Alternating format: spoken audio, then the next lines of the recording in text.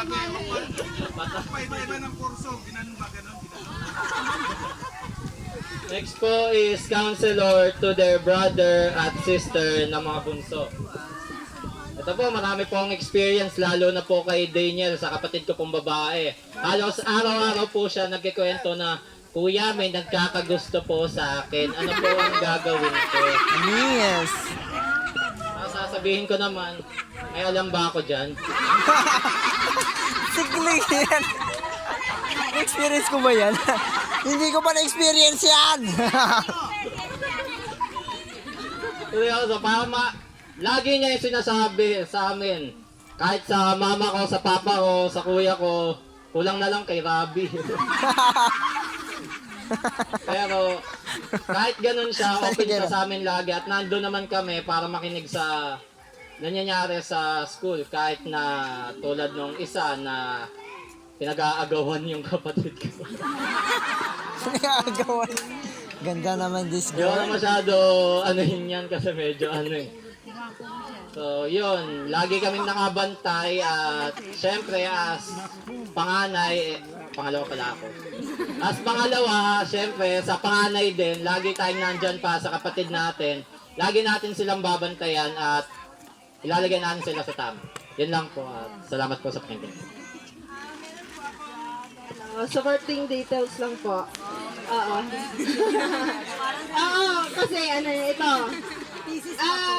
Tayong mga anak po, di ba, hindi naman alam natin na kung kailan yung mawawala yung yung mama natin. Ay, hindi. Wala na talaga akong mama. Oo.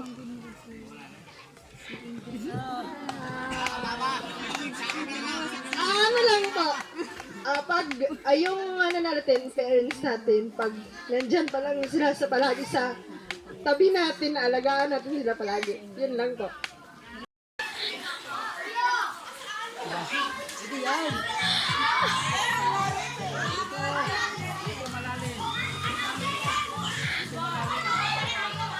Orik dyan, pose!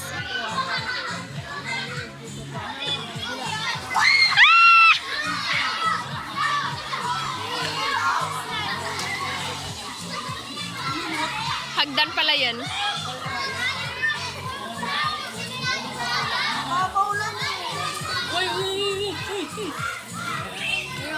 Kala ka malalim.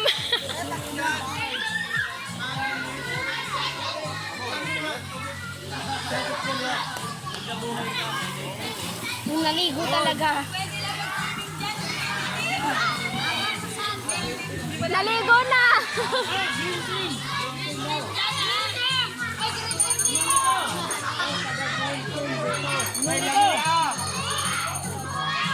Ay, John Bert! Shower ka na! Shower ka na, tapos lipat ka na dito.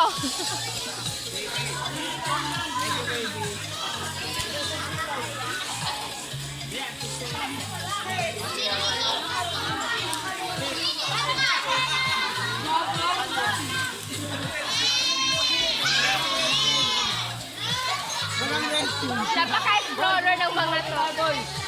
Wala nga yellow team eh. Break dyan. Mabaho. Malalim. May amoy. Break dyan, malalim. Tuwang-tuwa naman si Milet eh. Picture. One more. Maxine.